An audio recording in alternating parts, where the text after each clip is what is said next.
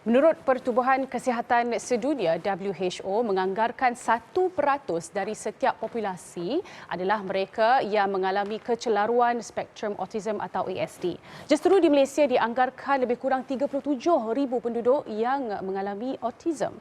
Autism sebenarnya bukanlah penyakit berjangkit. Namun sehingga kini masih lagi tiada penawar, tetapi banyak kajian yang membuktikan intervensi awal antara strategi yang berkesan dalam pengubahsuaian tingkah laku, mengatasi sindrom ASD sekaligus membantu mereka meneruskan kehidupan mungkin sama seperti kanak-kanak tipikal yang lain. Kedengaran seperti satu solusi yang mudah, namun ramai yang terlepas pandang kos yang tinggi serta akses kepada program-program intervensi awal seperti ini dilihat hanya untuk golongan berkemampuan sahaja. Analisis hari ini ingin melihat sebesar mana jurang sosioekonomi dalam membesarkan anak-anak syurga ini. Terapi autism mahal dan membebankan? Tirai analisis kini dibuka.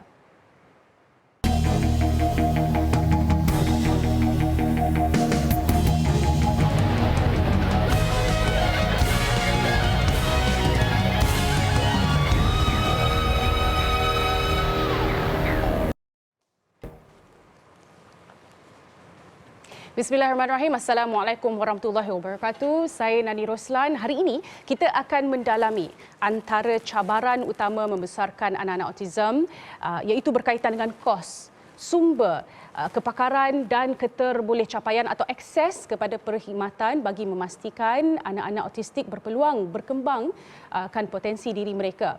Jadi dengan ini kita bersama-sama dengan dua orang panel. Panel pertama kita hari ini seorang figura yang sememangnya tidak asing dalam pendidikan khas khususnya autism. Profesor Madya Dr. Hasnah Toran merupakan seorang pensyarah Fakulti Pendidikan Universiti Kebangsaan Malaysia, pengerusi Persatuan Rauda Autism Islam Selangor, penulis buku, juga seorang ibu kepada dua anak autism. Assalamualaikum. Waalaikumsalam warahmatullahi wabarakatuh. Terima kasih menjemput saya ke sini. Terima kasih doktor. Sememangnya kami sangat-sangat berbesar hati untuk ada doktor pada hari ini. Dan juga kita ingin mendapatkan perspektif daripada seorang ibu kepada seorang anak autism, Dr. Nur Ita Jusnita Rusli yang juga merupakan seorang pegawai perubatan sebagai profesion. Assalamualaikum Dr. Ita. Waalaikumsalam Nani. Terima kasih tim Al-Hijrah, tim analisis kerana menjemput saya untuk hari ini. Alhamdulillah. Terima kasih kerana bersama-sama dengan kita. Sudi berkongsi pengalaman puan.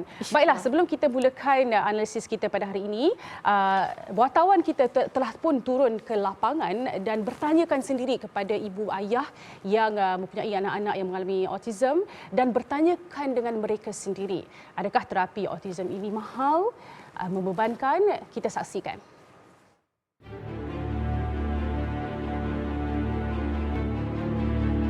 Kos total dalam 7 ke 8 ribu lah. ABA terapi tu memang di Malaysia ni memang mahal. So itu macam kami tak ada choice lah sebab tak silap saya kalau kerajaan pun memang tak ada sediakan lah untuk ABA terapi tu itself, macam kat hospital memang tak ada. Yang ini sebulan saya bayar 1,200. Untuk assessment tu dia kira per session, berapa session. Jadi untuk occupational 1,500, untuk speech lagi 1,500.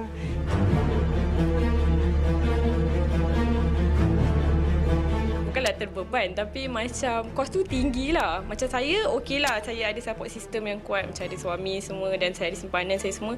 Tapi macam kalau saya tengok macam parents-parents yang tak berkemampuan kan, macam sebab diorang pun tak ada, macam kalau berharap pada government je, tempat dekat government ni memang sangat limited. Terasa lah sebab dulu kita ada anak 2 orang sebelum ni, tadikanya dalam 300-400, tapi untuk whole day kan, sebab termasuk petang sekali kan. Tapi yang ni anak seorang je 1,200 sebulan.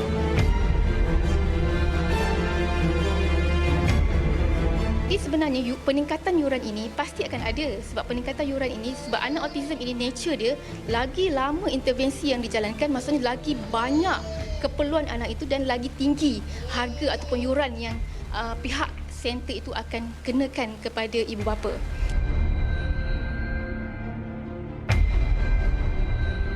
Macam kerajaan ni tak banyak yang ada di Malaysia lah kalau kita lihat. Jadi sebenarnya bila ada center yang di bawah kerajaan ini, sebenarnya dia membantu sebenarnya untuk golongan B40 ini, yang mana ibu bapa yang kurang kemampuan ini, inilah sebenarnya tempat untuk mereka. Tetapi disebabkan oleh mungkin terlalu ramai ataupun kena menunggu masa untuk tunggu tu pula mungkin beratus-ratus kan. Jadi peluang untuk mereka masuk tu bila dah sampai umur anak 5-6 tahun, dah tak boleh masuk.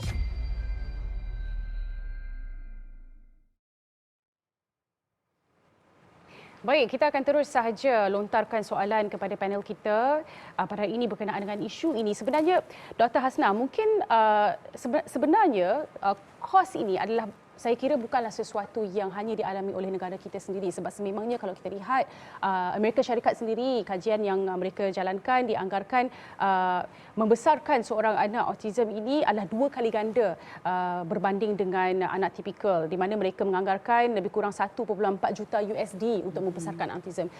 Jadi mungkin doktor boleh memberi pencerahan kenapa sebenarnya, apa yang mahal sangat terapi ini, doktor? Right. Untuk autism spectrum disorder, menurut kajian, bukan Dr. Hasna kata, menurut kajian, intervensi awal yang disediakan itu perlulah intensif. Memang perkataan intensif tu. Jadi bila kita kata intensif macam mana? Kajian yang dijalankan di Amerika Syarikat menyatakan sekurang-kurangnya 25 jam seminggu. 25 jam seminggu untuk terapi. Jadi kalau kata speech therapy kita 45 minit pun dah RM150. Kalau 25 jam tu macam mana kan? Dan selalunya anak-anak yang autismnya agak teruk, mereka memerlukan terapi yang one to one. Jadi kalau kita bandingkan dengan kos hantar anak ke Taska, Tadika, satu kelas 18 orang, satu kelas 24 orang dengan seorang cikgu, ini kadang-kadang perlukan one to one. Kalau anak-anak yang betul-betul belum faham arahan dan sebagainya. Bila anak dah mula faham arahan, dah mula boleh buat aktiviti dalam kumpulan, then kita boleh buat terapi satu guru kepada 3 atau satu guru kepada 4. Tetapi selalunya awal-awal tu dia memang one to one. Dan sebolehnya apabila kita mula diagnose anak kita ada autism, kita perlu sediakan terapi yang intensif. Tetapi macam saya pun kadang-kadang nak tekankan kepada ibu bapa bahawa terapi awal, intervensi awal tu perlu intensif. Kadang-kadang saya pun tak sampai hati. Sebab kita takut nanti Kang, mak bapak memang tak mampu, dan disebabkan mereka tak mampu tu jadi pula tekanan kepada mereka kan. Jadi so kadang-kadang maklumat yang kita beri kepada ibu bapa tu kadang-kadang kita kena tengok-tengok juga situasi ibu bapa tu macam mana kan. Tapi sebenarnya doktor, di manakah agaknya tahap kesedaran kita lah secara general orang Malaysia, rakyat Malaysia, kerajaan Malaysia tentang kepentingan sebenarnya program intervensi awal ini? Adakah kita meletakkannya sebagai satu prioriti? Dia kalau dalam kalangan ibu bapa yang M40, yang T20, memang mereka tahu tentang kepentingan intervensi awal untuk autism. Kalau ibu bapa yang B40 tu, saya rasa definisi autism tu pun susah untuk mereka fahami. Jadi dari segi policy makers kita, saya rasa kesedaran tu macam tahu tentang apa keperluan autism. Dan saya rasa mereka ni, policy makers kita masih lagi melihat autism ni sebagai satu kecacatan, maka mereka mengambil perspektif kebajikan. Oh kesian, kita kena bantu. Belum melihat kecacatan itu sebagai perspektif social rights. Maksudnya, ya, dia ada autism, jadi dia ada hak untuk mendapatkan intervensi awal, maka kita sebagai kerajaan perlu menyediakan. Jadi masih lagi belum bergerak daripada perspektif kebajikan tu, iaitu kesian, nak bantu. Jadi kalau kita sedar bahawa itu adalah hak, then tak boleh dipersoalkan lagi, memang perlu sediakan perkhidmatan intervensi awal ni. Kita sebentar nanti kita akan kupaskan lagi, mungkin ada saranan-saranan kepada pemegang-pemegang kita punya stakeholders, pemegang taruh, yes. Pemegang taruh kita. Tapi sebelum kita nak tanya kepada Dr. Ita. Dr. Ita mungkin boleh kongsikan, mungkin ramai sebenarnya penonton yang ingin tahu, boleh perincikan sebenarnya apakah autism spektrum yang dialami oleh anak doktor, silakan. Okey. Saya ada 2 orang anak. Yang anak autism ni anak sulung lah, nama dia Fatih. Autism spectrum disorder, nama pun dia spectrum. So dalam berdasarkan DSM-5 dia ada 3 kategori lah, level 1, 2 dan 3. Bahasa mudahnya mild, moderate and severe lah. Fatih berada dalam kategori moderate, di tengah-tengah. So dia bukanlah high functioning dan tidaklah terlalu bawah. Tapi bila kita kata moderate tu sekalipun, actually dia memerlukan effort and komitmen yang tinggi untuk kita buat intervensi di rumah, kita support whatever modul, silibus yang ada di sekolah untuk dibuat di rumah. So kalau ditanya Fatih berada di level mana, actually di level 2 lah, moderate. Dan macam saya cakap tadi, walaupun orang kata oh moderate je bukan severe, no, actually dia bukannya je tu, even kalau kita kata autism itu mild, even keluarga yang membesarkan anak autism mild juga perlu berusaha untuk merapatkan jurang perkembangan di antara anak yang mengalami autism dengan anak neurotypical. Jadi mungkin doktor boleh kongsikan anak doktor berusia 11 tahun ya. Sekarang 11 tahun. 11 tahun lah. Jadi mungkin boleh kongsikan bagaimana agaknya sepanjang 11 tahun itu ya membesarkan anak autism. Apakah cabaran terutamanya dalam segi kewangan daripada segi kos? Mungkin doktor sendiri mendengar keluh kesah, kita sendiri telah saksikan tadi ibu-ibu. Mungkin apakah permasalahan yang tidak didendang yang mungkin ramai yang tak tahu, doktor? Orang kata tak apalah you kerja doktor kan, so pendapatan tinggi. Again, bagi saya, kalau kita cakap perspektif pejabat awam, actually kita tahu gaji, maksudnya you tak lari jauh lah. So bila kita dikurniakan anak autism, dia adalah sesuatu yang tidak dijangka dan bukanlah sesuatu kos yang kita dah sejak nikah rumah tangga kita dah allocate ini berapa ringgit, berapa ribu sebulan untuk membesarkan anak. Itu kalau anak tipikal. So kita pun macam saya sendiri tidaklah terfikir kan, sebab memang autism tidak didiagnose dari dalam kandungan. Dan even macam Fatih didiagnose ketika berumur 2 tahun lebih. Jadi ini Fatih ya doktor? Ya betul lah. Itu Fatih. Itu gambar saya bawa dia petang lah di taman. So kalau dilihat melalui kos memang tinggi dan kita cuba buat kita tahu kita tepuk dada tanya poket sendiri kan. So kalau kita rasa kita tak mampu untuk 100% buat di center, dan saya dan suami ambil tanggungjawab tu kami buat di rumah. So macam di video yang dimainkan ni adalah kami bawa dia ke taman.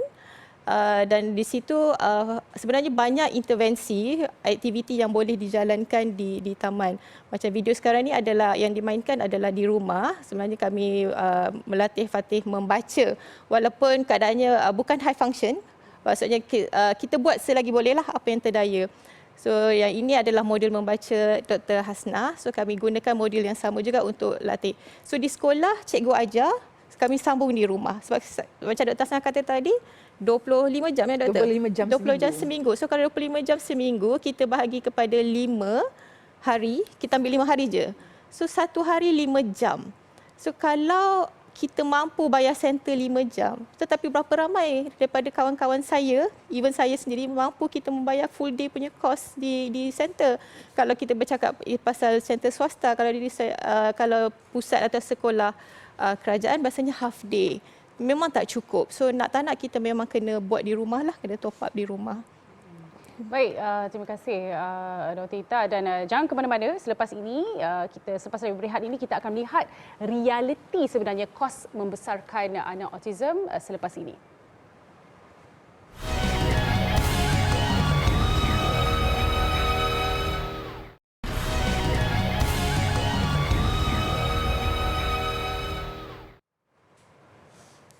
Terima kasih kerana masih lagi menonton analisis. Hari ini kita membincangkan berkenaan dengan bebanan kos terapi autism. Baik, Dr.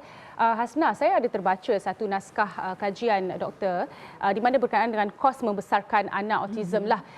Ada yang berdasarkan kajian doktor itu mencecah sehingga RM10,000 sebulan. Jadi doktor, bagaimana pandangan doktor di luar sana, ramai yang menekan-nekan mereka yang memberikan perkhidmatan ini untuk murahkan lagi, untuk letakkan harga siling dan sebagainya. Adakah ini satu yang baik dan adakah RM10,000 itu sebenarnya orang kata siling ataupun yang paling tinggi sekali ke bagaimana doktor? Saya rasa kajian kita yang RM10,000 tu kita ambil kira kos jagaan, kos kalau kata ibu terpaksa berhenti kerja, loss of income dan sebagainya. Tetapi kalau kita melihat tentang kos terapi di Lembah Kelang ini, saya rasa yang paling tinggi saya pernah dengar adalah RM10,000, RM12,000 sebulan. Kalau 1,200 tu itu kira lower end dan yang middle range tu dalam 3,000 hingga 5,000 sebulan.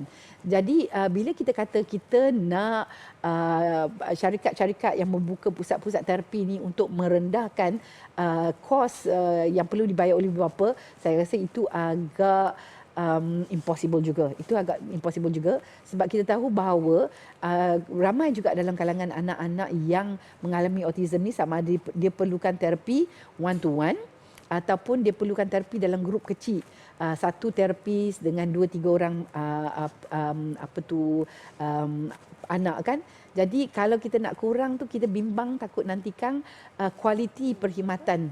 Jadi kalau kita nak murah, mungkin banyak pusat-pusat intervensi, pusat terapi yang terpaksa bungkus tikar kan.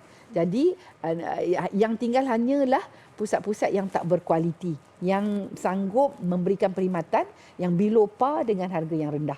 Jadi saya rasa kalau kita nak mencari solution kepada isu kos ini, saya rasa kita tak boleh nak letakkan di bahu the operators. No, I think we have to look at a more macro level. Jadi bagi Dr. Ita sendiri, mungkin sebagai seorang ibu bapa yang mempunyai anak autism, apakah agaknya alternatif yang boleh dilakukan, terutamanya bagi ibu ayah yang memang tidak berkemampuan? Bagaimana? Sebab yalah kita kan memang kata ibu ayah ni sebenarnya adalah guru yang pertama. Jadi mungkin boleh kongsikan alternatif yang ibu ayah boleh ambil kalau mereka tidak mampu menjalankan terapi-terapi sebegini, doktor.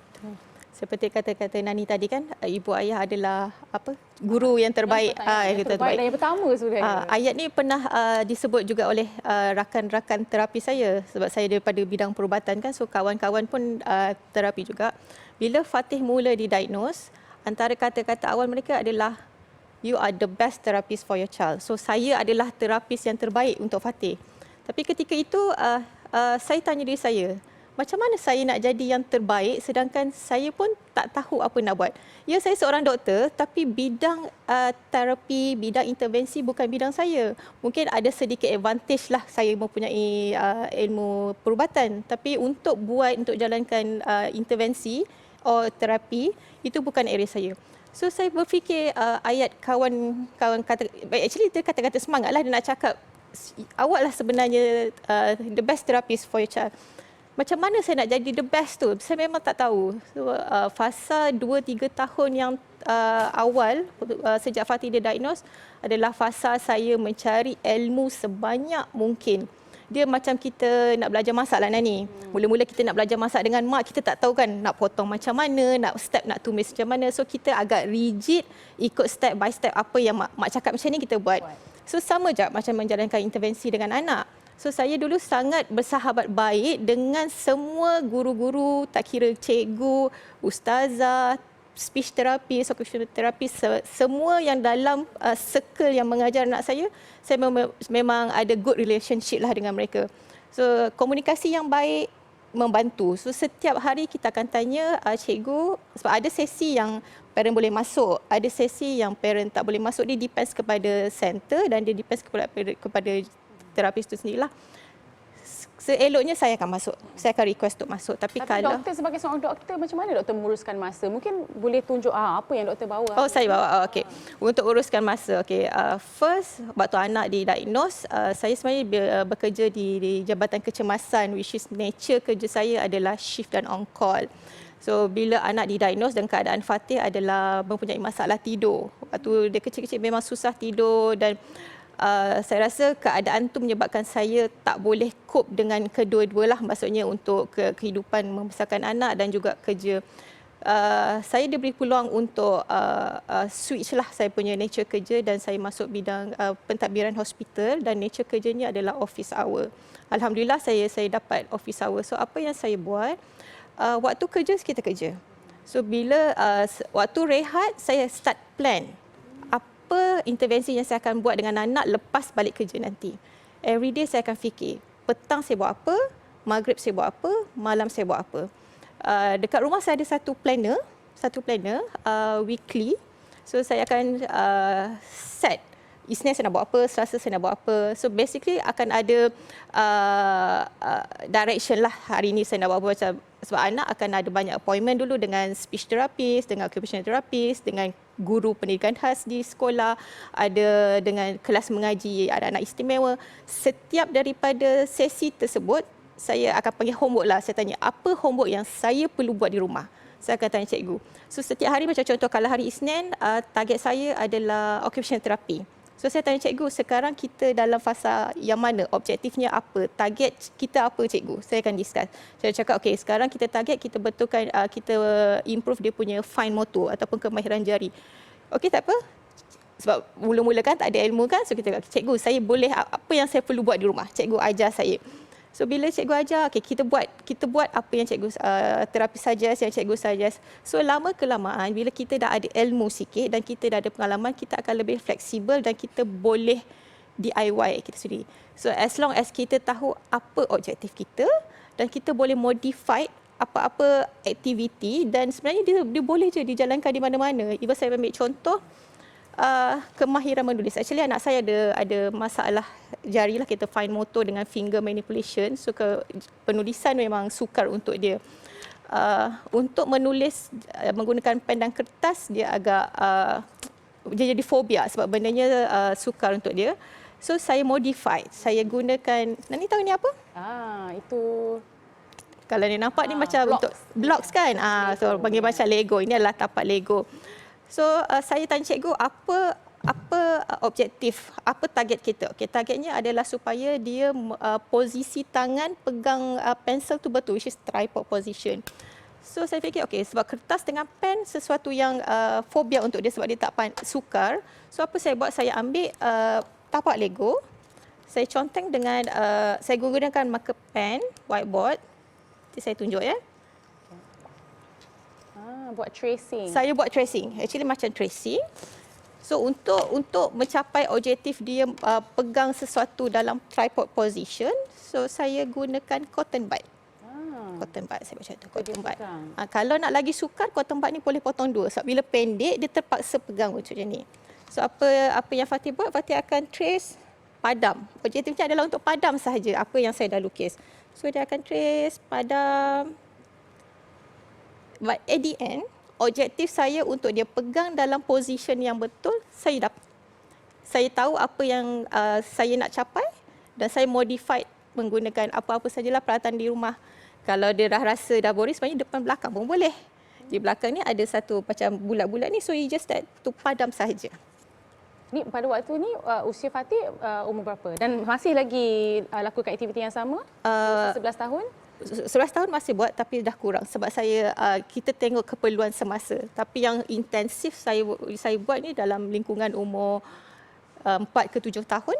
4 ke 7 tahun. Waktu tu memang fasa intensif lah untuk latihan. So ini antara aktiviti DIY lah, kita panggil terapi di rumah. Ya, saya faham kadang-kadang parent tak tahu nak nak start daripada mana. So pendapat saya, talk to your therapist, talk to your bercakap, berkomunikasi dengan cikgu, tanya pendapat mereka dan dapatkan feedback macam mana anak buat di rumah, di sekolah, dan bawa aktiviti tu ke rumah. Dan kita ubah suai menggunakan apa-apa saja peralatan yang ada di rumah. Sebenarnya banyak.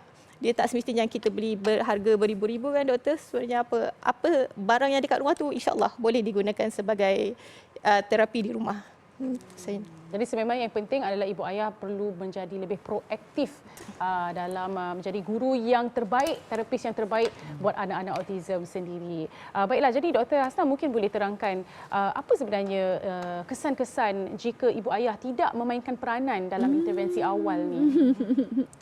Kesan-kesan tak buat intervensi awal, kesan-kesan in denial.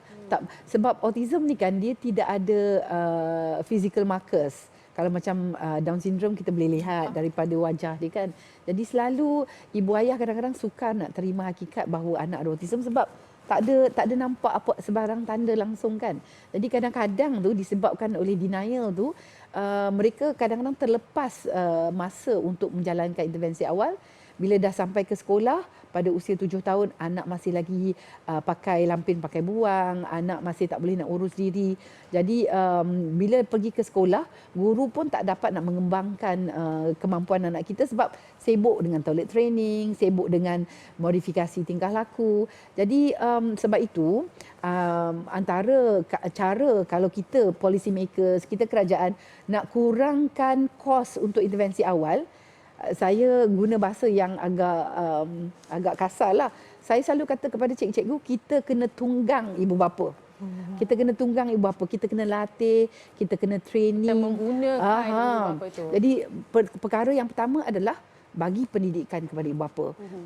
Bagi mereka faham apa itu autism. Sebab kalau mereka tak faham, kadang-kadang tu ada juga yang pergi ke bomoh, ada yang pergi ke sinseh, ada yang pergi buat terapi-terapi yang kita kata quackery yang palsu kan. Jadi saya rasa macam Dr. Ita kata tu, ibu bapa adalah kunci kepada kejayaan pendidikan anak-anak autism. Baik, Doktor, satu dapatan yang cukup menarik dan sebenarnya kita sangat tertarik untuk mengetahui bagaimana agaknya kita boleh menambah baik. Selepas ini dalam analisis, jangan ke mana-mana.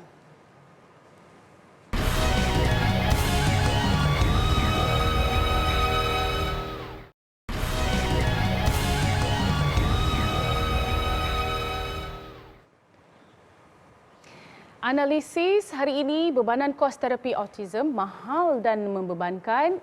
Pusingan kali ini kita akan hit hard sedikit. Kita nak tanya Dr. Hasnah, bagaimana sebenarnya isu kos ini boleh ditambah baik oleh pemegang taruh? Apakah saranan yang doktor boleh berikan terutamanya kepada pihak kerajaan ke, NGO ke, badan-badan swasta ke? Siapakah sebenarnya yang perlu memainkan peranan bab isu, bab jurang sosioekonomi ini? Kenapa hanya ibu ayah yang T20 yang mampu memberikan yang terbaik kepada anak-anak autism, Doktor? Saya kalau bercakap mengenai peranan kerajaan kan, kita jangan fikir bahawa kata kita tak mampu nak sediakan perkhidmatan intervensi awal kepada anak-anak kita yang ada autism. Kerana kajian dah menunjukkan bahawa kalau kita tak sediakan intervensi awal semasa mereka kecil, nanti mereka tak mampu nak menjaga diri, tak mampu nak uruskan diri sendiri. Selepas ibu ayah tak ada, terpaksa pula kerajaan mengadakan rumah-rumah kebajikan untuk mengambil mereka duduk di situ. Dan kajian dah menunjukkan bahawa kos untuk membina rumah kebajikan untuk OKU dewasa ni adalah lebih tinggi daripada kos menyediakan intervensi awal. Jadi salahlah kalau orang kata, oi, nak buat pusat intervensi kos juta-juta. In the long run is going to save us a lot of money. Jadi itu antara message yang kita nak ketengahkan. Dan alhamdulillah, bila kita bercakap tentang kerajaan, kita selalu melihat kerajaan persekutuan. Dan alhamdulillah kerajaan persekutuan telah membangunkan pusat jenis kurnia yang memang fokus kepada autism di bawah KPM. Cumanya ibu bapa yang berada di seluruh Malaysia, mereka minta boleh tak buka jenis kurnia di setiap negeri, dan saya rasa itu sedang diusahakan. Tetapi yang menarik kan Puan Ani, kalau saya boleh share, sebab saya juga menjadi pakar penasihat kepada kerajaan negeri Selangor dan juga kerajaan negeri Sarawak. Saya rasa dua kerajaan ini mereka sangat proaktif dan kreatif. Contohnya kerajaan negeri Selangor di bawah Jabatan Anak Istimewa Selangor, mereka telah membuka 2 pusat intervensi awal. Memang tak fokus kepada autism, dia pusat intervensi awal umum, tapi memang ramai anak-anak yang ke situ memang anak-anak autism, dan mereka juga telah buka satu pusat prasekolah pendidikan khas untuk anak-anak yang lagi setahun nak ke sekolah. Jadi Selangor memang smart Selangor lah. Kemudian kerajaan negeri Sarawak pun smart if not smarter. Mereka telah bekerjasama dengan Petronas, dan Petronas telah memberi dana, kalau tak salah saya, 4 hingga 6 juta ringgit, dan kerajaan negeri Sarawak telah membangunkan sebuah pusat yang dikenali sebagai One Stop Early Intervention Center di Kuching. Dan mengikut mesyuarat yang kami ikuti, insya-Allah dalam 2-3 tahun lagi pusat One Stop Early Intervention Center ni akan target mereka dalam 6-7 untuk seluruh negeri Sarawak. Dan contohnya di Bintulu, mereka kerajaan negeri Sarawak bekerjasama dengan Bintulu Port. So you know where the money is and you try to collaborate, get the companies to do CSR for children with autism. Itu saya rasa itu adalah satu solusi yang menarik juga. Dan saya juga ada bekerjasama dengan MAWIP contohnya. MAWIP memberikan ratus ribu ringgit kepada PDRM sebenarnya untuk membangunkan pusat autism PDRM di Jalan Semarak, dan MAWIP menggunakan duit zakat. Jadi saya rasa kan, if we are creative, duit tu ada. Sebab dalam Islam pun kita kata bahawa anak yang dilahirkan tu datang dengan rezeki mereka sendiri. So rather than saying that expensive, kita tak mampu dan sebagainya, let's look for solutions. Betul, sebenarnya saya baru saja nak tanya doktor, mungkin apakah negara-negara maju yang lain, tapi sebenarnya dalam negara kita pun dah ada banyak sebenarnya badan-badan yang sudah pun proaktif. Jadi doktor, sebenarnya saya tertarik apabila sebenarnya saban tahun sebenarnya JKM selalu menyeru kepada ibu ayah untuk berdaftar anak-anak mereka sebagai OKU. Sebab apa? Kini hanya 2.05% sahaja OKU yang berdaftar berbanding anggaran sebenarnya di Malaysia ini adalah 15% OKU. Mungkin doktor boleh kongsikan kenapa ya sebenarnya ibu ayah di luar sana, adakah denial, malu? Dia ada beberapa sebab. Jangan terkejut jika kita tanya ibu bapa yang anak setahun dua didiagnos dengan autism. Jika kita tanya, tahu tak tentang kad OKU? Kemungkinan besar mereka kata mereka tak tahu. Sebab sekali anak kita didiagnos dengan autism, hidup kita huru-hara. Kan doktor tunggang terbalik. Bimbang tentang masa depan anak. Kita tahu we're racing against time. Kita nak cari terapi, nak memikirkan, nak cari duit, nak bayar terapi. So mungkin kad OKU tu tidak melintas pun dalam kehidupan kita.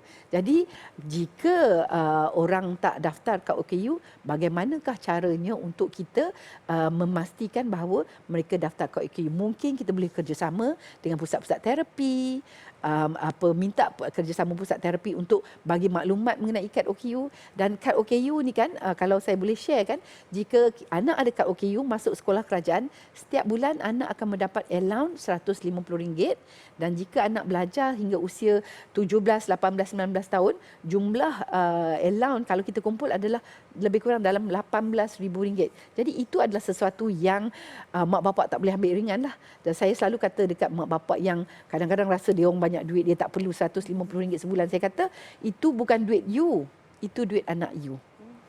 Jadi it's not your hak, tapi hak anak. Siapakah hak awak untuk deny hak anak untuk mendapat duit tu kan? Jadi banyak isu. Salah satu isunya adalah mak bapak yang dah ambil insurans untuk anak, mereka takut jika anak ada kad OKU, nanti insurans itu akan terbatal.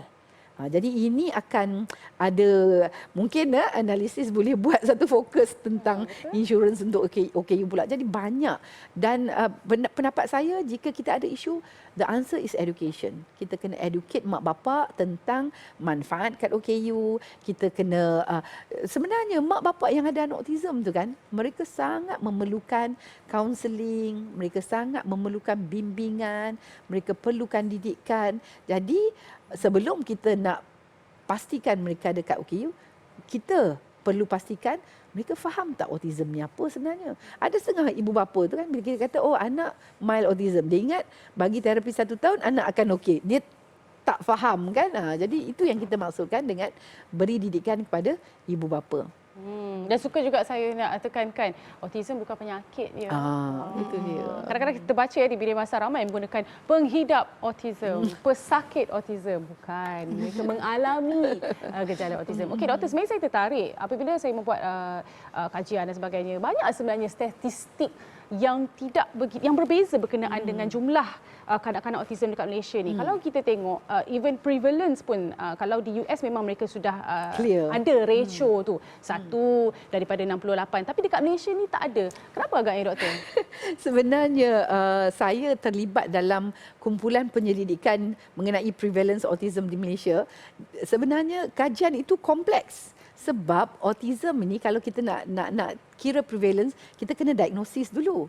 Dan pakar-pakar di diagnosis kita pun tak cukup. tak cukup. Dan instrumen yang nak digunakan dan sebagainya, kajian mengenai prevalence autism, dana kajian kami adalah 2 juta dan ia akan mengambil masa selama 2 tahun.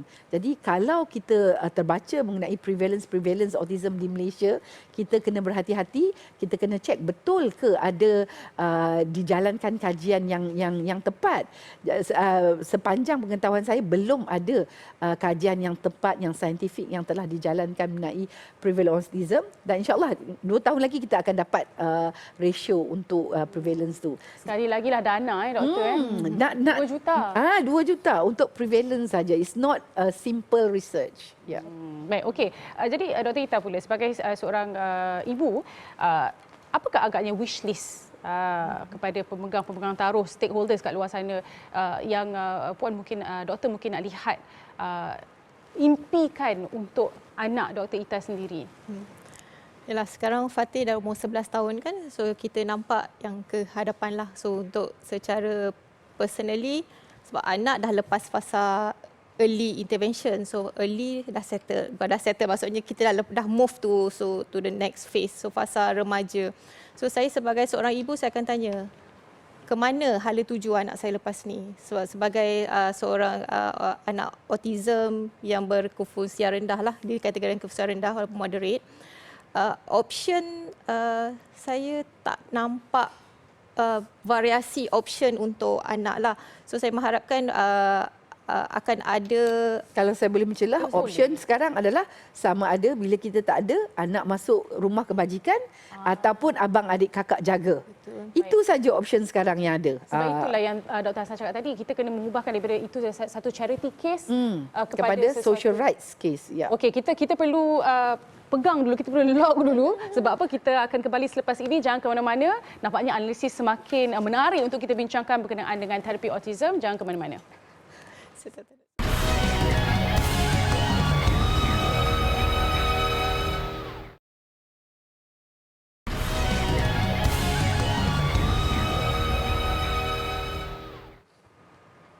Baik, pusingan terakhir kita pada hari ini analisis berbincang berkenaan dengan bebanan kos terapi autism. Banyak sebenarnya kita sudah sentuh sepanjang program kita pada hari ini. Mungkin Dr. Hasna mungkin boleh kongsikan anak-anak makin membesar, doktor. Kalau kita nak fokuskan intervensi awal dan sebagainya, tetapi hakikatnya anak-anak ini yang sudah pun terlepas intervensi awal ini ramai di belakang. Jadi doktor, mungkin doktor boleh kongsikan antara dilema-dilema antara apakah sebenarnya orang kata cahaya di hujung lorong ini, apakah sebenarnya option-option yang ada untuk ibu ayah? Kalau saya boleh nyatakan secara brutal lah kan, sebab ini adalah isu yang dihadapi oleh Dr. Ita dan saya. Soalannya kan Puan Nani adalah, selepas aku mati, apa akan jadi kepada anakku? Sebab Dr. Ita dan saya, kami berdua mempunyai anak autism yang low functioning. Anak Dr. Ita boleh juga bercakap. Anak saya usia 28 tahun, tak mampu bercakap, berkomunikasi menggunakan beberapa sign language, tak mampu nak menjaga dirinya. Jadi apa option? Macam saya sebut tadi kan, antara bila kita mati nanti anak masuk rumah kebajikan ke, ataupun kita nak harap abang, adik, kakak untuk jaga. Macam saya pula 3 anak, 2 autism. Jadi yang tipikalnya, yang perempuan tu, adakah kita nak bebankan dia dengan menjaga abang dan adiknya sekaligus? Itu kalau orang-orang lain tu kalau memikirkan tu malam tak boleh tidur tu kan. Kan Dr. Ita, mungkin ada satu topik yang tabu kan. Macam Dr. Ita sendiri ada tak perbincangan sesama keluarga dan sebagainya? Yelah, walaupun anak baru 11 tahun kan. Betul. Memang tidak dinafikan. Kita rasa anak baru 11 tahun, kecil lagi. Kenapa dah nak fikir mati, kenapa nak fikir nanti siapa nak jaga. Saya belajar melalui fasa yang lalu. So bila Fatih didiagnos pada umur 2 tahun lebih dan sekarang dah 11, sebenarnya masa berlalu sangat pantas. So kalau kita tangguh, dia makin lama memang tak sempat nak fikir dan kita kena plan. So macam keadaan Fatih, ya, saya dan suami memang kita dah fikirlah, maksudnya where next, what's next. So ke mana, siapa akan jaga, dan saya digunakan 2 orang anak. So Fatih optionnya kalau macam doktor cakap tadi, sama ada di rumah kebajikan ataupun siblings, adik-beradik, which is Fatih hanya ada seorang adik. Dan kita fikir nanti masa depan si adik juga akan ada kehidupan sendiri, keluarga sendiri, dan kami nampak option untuk bersatu dengan beberapa buah keluarga dan membina independent living center adalah sesuatu idea yang saya rasa buat masa ini itu adalah yang terbaik lah untuk kami. So kami ke arah membina kita panggil pusat kehidupan berdikari lah untuk belia-belia remaja autism yang berkesusahan rendah. So kita bersatu hati, kita cari grup yang kami rasa kita boleh work together, mengumpul dana dan membangunkanlah pusat kehidupan berdikari itu nanti. InsyaAllah. Jadi Dr. Hassan sebagai pengerusi Persatuan Remaja Autism kan, macam mana agaknya strategi-strategi yang dilakukan oleh persatuan ini? Dia kan semasa anak saya kecil dulu memerlukan intervensi awal pada tahun 90-an tu kan, tak ada perkhidmatan intervensi awal, mau tak mau sebagai seorang ahli akademik saya bangunkan Makmal Autisma UKM. Di situlah anak saya boleh belajar. Jadi bila anak dah 20-an, again tak ada option, tak ada siapa yang buat, dan saya rasa lesson learned is that keperluan anak kita uruskan. Kita usahakan, insya-Allah rezeki Allah beri. Jadi kami di Raudah Autism, kami nak bangunkan pusat independent living center, pusat kehidupan berdikari, dengan tujuan di situ nanti anak kami boleh tinggal apabila mak bapak dah tak ada, anak boleh tinggal situ, tak perlu membebankan abang adik kakak, dan kami cuba nak pastikan pusat tu dia lestari atau sustainable. Jadi anak-anak kami yang tinggal di situ, mereka perlu ada kemahiran untuk menjana pendapatan. Jadi apa yang kami usahakan sekarang adalah membangunkan sebuah kebun bandar ataupun urban farm. Jadi urban farm ni esok pun insya-Allah ada sekumpulan pelajar daripada Universiti Melaya yang akan datang bergotong royong membantu kami tanam sayur. Jadi kami ni semua tak ada seorang pun yang pandai tanam menanam ni. Redah aja. Jadi apa kita buat? Alhamdulillah kami mula cari tanah pada tahun 2016. 3 tahun cari tanah, 2019 dapat tanah, dan kami sekarang dalam usaha mencari dana dan membina bangunan. Kami harap dalam tahun ini atau tahun depan kompleks kami akan mula. 17 keluarga, 18 anak. Jadi you have to do it. Tidak ada pilihan. Dan insya-Allah memang dengannya impossible kan, sebab cost, we were talking about cost, ini tadi kita bercakap tentang kos intervensi awal, ini kos untuk membangunkan sebuah pusat independent living center 2.2 juta. 2.2 juta dibahagikan dengan 18. InsyaAllah rezeki tu ada, insyaAllah. Baik, insyaAllah. Okey, jadi mungkin kita boleh lihat daripada sudut bisnes kan. Mungkin bisnes ataupun peluang-peluang lah kan. Mungkin ramai yang di luar sana yang tidak nampak sebenarnya contohnya kerjaya dalam bidang-bidang ini. Occupational therapy sebenarnya cukup ke dekat Malaysia ni? Yang paling tak cukup adalah speech therapist. Speech therapy, sebab nak menghasilkan speech therapy tu dia punya latihan agak intensif. Dia kena ada kita kena ajar mereka humanistic touch dan sebagainya. Jadi universiti yang menghasilkan speech therapist adalah UKM dan USM di Kubang Krian, dan UKM pun dalam setahun hanya boleh menghasilkan 18 hingga 20 orang speech therapist sebab dia jurulatih je pun terhad, dan majoriti speech therapist yang dihasilkan ni mereka lebih suka bekerja di hospital swasta dan sebagainya. Jadi banyak bidang yang mereka lihat, geriatrik, speech therapy untuk orang yang accident dan sebagainya. Mereka tak fokus hanya kepada kanak-kanak. Speech therapy, occupational therapy, dan saya rasa untuk kita mengurangkan kos intervensi dan terapi untuk anak-anak kita kena banyak ke bidang pendidikan. Kalau kita tengok di US, allied health, terapis di bawah allied health kan, kesihatan bersekutu dan juga perubatan, servis di dalam bidang itu adalah sangat tinggi kosnya.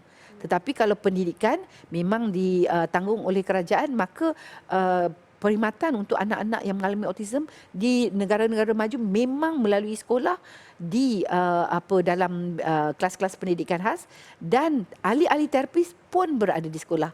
Jadi itu antara perubahan yang kita perlu lihatlah di negara kita. Bagaimana kita nak memastikan bahawa anak-anak di dalam kelas pendidikan khas ada akses kepada speech therapy dan juga occupational therapy. Baik, Dr. Ita mungkin boleh kongsikan, adakah ianya sesuatu yang mudah bagi ibu atau ayah untuk mendapatkan sokongan daripada segi kaunseling macam Dr. Hasna cakapkan tadi, sebenarnya ibu ayah ni banyak sebenarnya perlu diberikan awareness, sebenarnya kaunseling lah sebab sebenarnya bukan mudah kan untuk membesarkan anak-anak autism ni.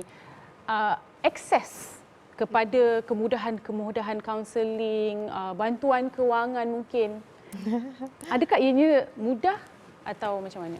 Kalau disebut pasal bantuan kewangan, saya terus teranglah sebenarnya anak saya tidak layak menerima apa-apa bantuan kewangan walaupun mempunyai kad OKU. Ini kerana sebab salah satu syarat pemegang kad OKU yang masih bersekolah adalah bersekolah di sekolah kerajaan. So macam Fatih dia tak bersekolah di sekolah kerajaan, so Fatih tidak layaklah untuk diberi allowance OKU tu. Tapi again saya rasa kalau boleh diubah polisi ini mungkin memberi sedikit kelegaan kepada keluarga-keluarga yang sebegini, sebab macam saya personally bukanlah tidak mahu menghantar anak di sekolah kerajaan, tapi mengambil kira keadaan anak itu sendiri dengan perkhidmatan yang boleh ditawarkan. Macam sekolah kerajaan half day, so macam saya dengan husband bekerja dua-dua dan untuk keluar ambil anak half day itu adalah sesuatu yang sukar bagi kami. So kami mencari satu sekolah yang boleh offer full day, which is bukan di kerajaan lah, maksudnya di swasta. Dan itu adalah keperluan sebenarnya. Dia bukannya satu yang luxury yang kita mahu, tapi disebabkan bersekolah di sekolah bukan kerajaan, kami tidak layak lah. Fatih tidak layak untuk menerima itu. Dan berbalik kepada tadi adalah accessibility kepada perkhidmatan.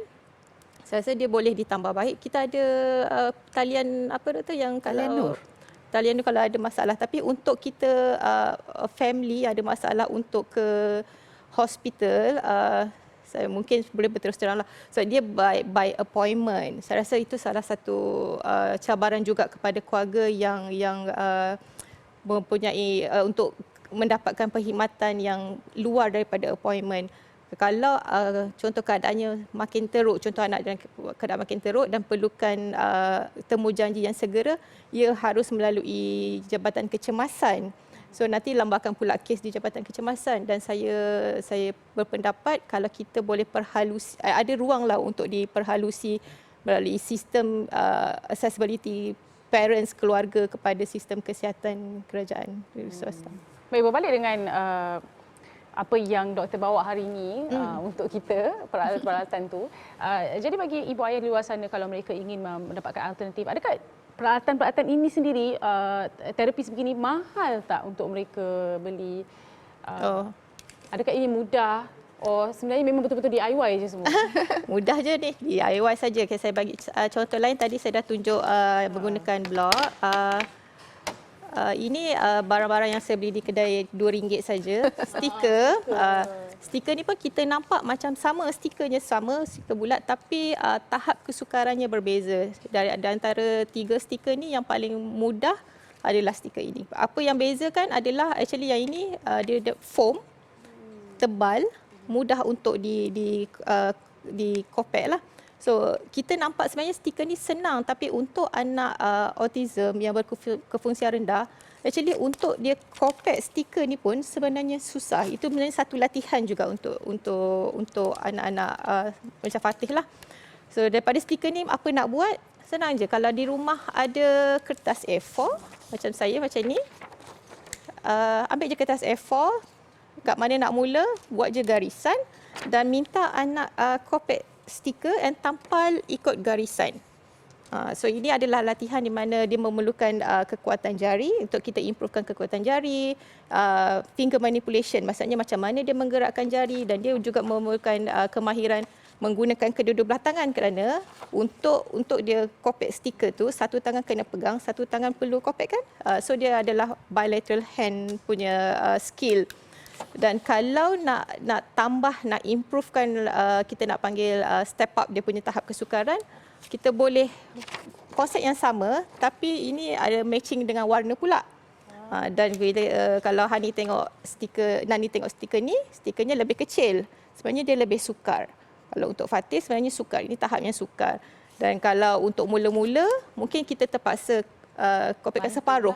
Kopek separuh biar anak yang lekat. kita nampak mudah tapi untuk mereka sebenarnya sukar. So barang-barang ni semua boleh didapat di kedai RM2.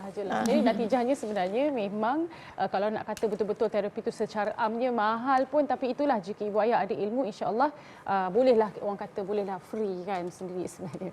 Baiklah, nampaknya masa yang kita ada semakin mencemburui kita. Jadi mungkin Dr. Hasna mungkin boleh berikan 1 atau 2 minit rangkuman atau dapatan berkenaan dengan topik kita pada hari ini. Mungkin doktor nak memberikan saranan, penambahbaikan dan sebagainya. Silakan. Tahun lalu, insya-Allah, alhamdulillah tahun lalu melalui Kementerian Kesihatan Malaysia, menterinya pada masa itu telah menyebut mengenai penubuhan Majlis Autism Kebangsaan. Dan kami ibu bapa yang ada anak autism masih menunggu apakah langkah berikutnya, apakah berita terkini mengenai Majlis Autism Kebangsaan. Dan jika betul Majlis Autism Kebangsaan ini tertubuh, ia merupakan satu langkah yang baik, kerana kalau kita tengok sekarang, perkhidmatan untuk anak-anak autism ada di Kementerian Pendidikan, Kementerian Kesihatan, Kementerian Pembangunan Wanita, Keluarga dan Masyarakat. Jadi tidak ada koordinasi di situ, dan kita berharap jika tertubuhnya Majlis Autism Kebangsaan ni, isu-isu mengenai autism dapat dikumpulkan di satu platform dan dapat kita selesaikan.